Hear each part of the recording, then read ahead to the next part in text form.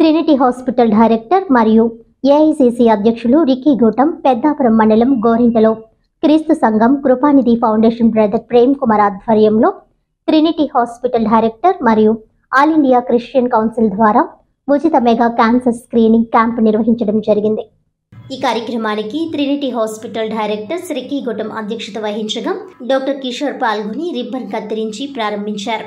Doctor consulting chamber ను AICC secretary Stephen Anand ప్రారంభించారు. ఈ క్యాంప్ నందు గ్రేస్ క్యాన్సర్ ఫౌండేషన్ వారి అత్యాధునిక క్యాన్సర్ పరీక్షల బస్సులో సుమారు 500 మందికి ఉచితంగా మోమోగ్రామ్, పాప్స్మియర్ వంటి క్యాన్సర్ స్క్రీనింగ్ పరీక్షలు, ఎక్స్రే, రక్తపోటు, డయాబెటిస్, దంత, కంటి పరీక్షలు, ఫిజియో వైద్య సేవలు, జనరల్ చెకప్ నిర్వహించి ఉచితంగా మందులు పంపిణీ చేశారు. సిఎంసి పిఠాపురం వారు ఉచితంగా కంటి పరీక్షలు నిర్వహించి ఆపరేషన్లు అవసరమైన వారికి ఉచితంగా ఆపరేషన్లు చేయనున్నారు. ఈ వైద్య శిబిరంలో ట్రినిటీ హాస్పిటల్స్ డాక్టర్లు doctor Vijay Mohan, doctor Murali, doctor Vairasa, doctor Balu, doctor Bharat, doctor Ramya, doctor Amrita, Hasini, dental doctor Tanmayi Ramachandra, doctor Karuna, CMC hospital కంటి వైద్య సిబ్బంది, CMC camp organiser Rajendra Prasad, coordinator Venkataratnam, doctor Y Sai Eshwar, doctor P Gopalakrishna, స్థానిక సంఘ పెద్దలు, విజన్ దృష్టి హాస్పిటల్ డాక్టర్లు, ట్రినిటీ క్యాంప్ ఆర్గనైజర్ వీరేంద్ర, బద్రీనాథులు పాల్గొన్నారు.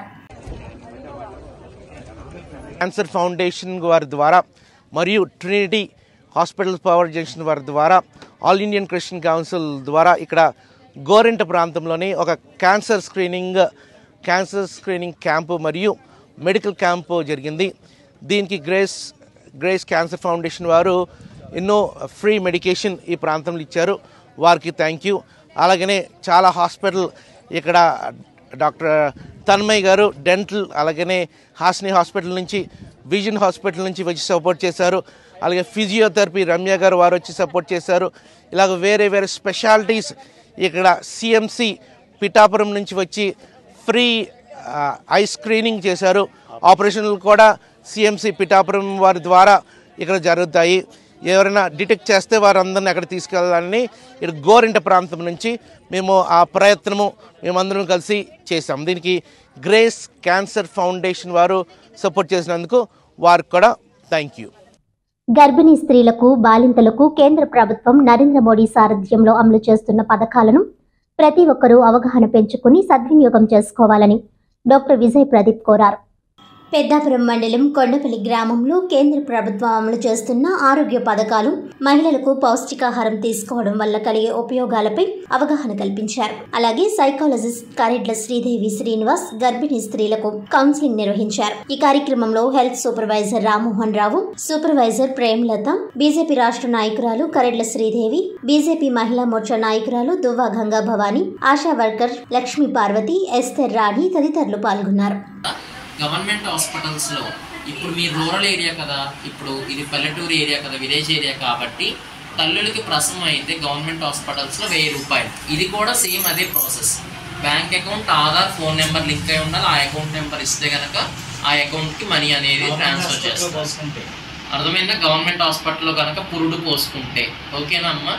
తర్వాత ప్రధానమంత్రి సురక్షిత్ మాతృత్వ అభియాన్ అంటే PMSMA కింద ప్రతి నెల కూడా 9వ తారీఖున గర్భిణీ స్త్రీలకి కేవలం ఆ రోజు ప్రభుత్వం వాళ్ళు కేటాయించింది ఏంటంటే ఉచితంగా పరీక్షలు, స్కానింగు, రక్త పరీక్షలు ఇవన్నీ కూడా చేయబడతాయి 9వ తారీఖున.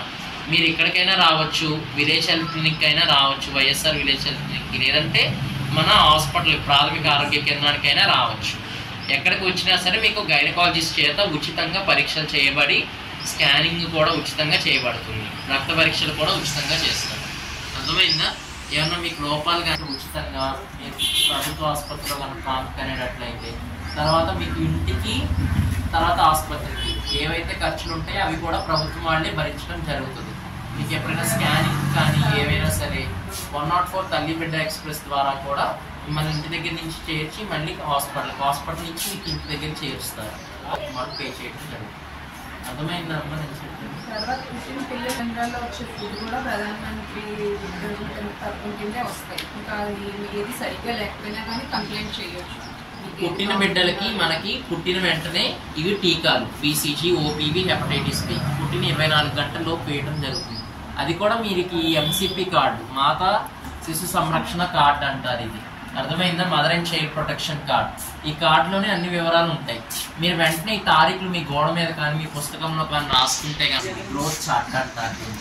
అర్థమవుతుందా? ఈ గ్రీన్ కలర్లో ఉంటే మంచిగా ఎదుగుదల అవుతున్నట్టు మీ పాప కానీ బాబు కానీ. అదే ఈ ఆరెంజ్ రంగులో ఉన్నారనుకోండి, ఈ ఆరెంజ్ రంగులో ఉంటే కనుక స్టంటెడ్ గ్రోత్ అంటారు. అంటే ఎత్తు తక్కువ, బరువు తక్కువ వాళ్ళు ఇందులో ఉంటారనమాట. ఈ ఎల్లో రంగు మధ్యస్థం అనమాట. అర్థమైందా? ఈ కింద వయసు, ఇదేమో బరువు, ఇలా ఉన్నాయి కదా, దీని ప్రకారంగా చూసి వేయడం జరుగుతుంది.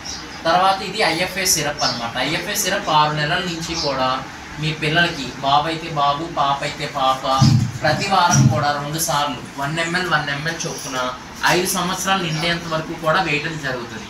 మన ఆశా కార్యకర్తలు ఏఎన్ఎంలు వీళ్ళే వేస్తారు. అర్థమైందా? మీరు అంగన్వాడీకి వస్తే వేస్తారు. అది ఐఎఫ్ఏ సిరప్ వలన మీకు ఎటువంటి మీ బిడ్డలకి రక్తహీనత లేకుండా ఉంటుంది. తర్వాత వయసులో పిల్లలు ఏం చేస్తారు అనేవి బొమ్మల రూపంలో ఉంటాయి. ఇక్కడ కింద రాసి పెట్టి కూడా ఉంటాయి తెలుగులో, మీకు అర్థమయ్యే భాషలో. అర్థమైందా? తల్లిని గుర్తుపట్టడం, బోర్ల పడినప్పుడు తల ఎత్తడం, ఇవి చేస్తారు 3 నెలల వయసులో. ఈ కింద ఉన్నవి ప్రమాదకర లక్షణాలు. ఒకవేళ నవ్వకపోయినా, శబ్దానికి తిరిగి చూడకపోయినా 3 నెలల వయసులో ఇవి ప్రమాదకర లక్షణాలు. ఇవి గుర్తించి తల్లి వెంటారు. ఇవన్నీ కూడా ఇందులో ఉంటాయి. వార్తలోని ముఖ్యాంశాలు మరోసారి.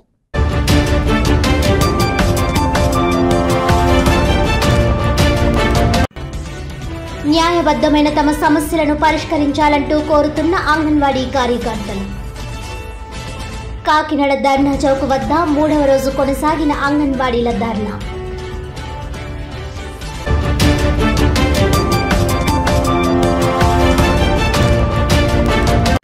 ప్రాణాలకు తెగించి కోవిడ్ కాలంలో పనిచేసిన ఆశా కార్యకర్తలకు కనీస వేతనాలు చెల్లించాలి. ఆశా వర్కర్స్ యూనియన్ రాష్ట్ర కమిటీ ఆధ్వర్యంలో స్థానిక కలెక్టరేట్ వద్ద ఆందోళన.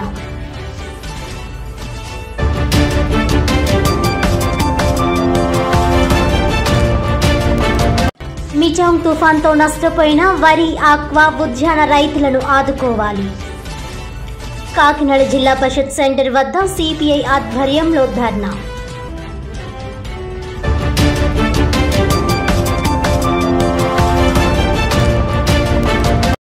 ఈనాటి వార్తలు ఇంతటితో సమాప్తం. తిరిగి వచ్చే బులెటిన్లో మళ్ళీ కలుద్దాం. అంతవరకు సెలవు. నమస్కారం.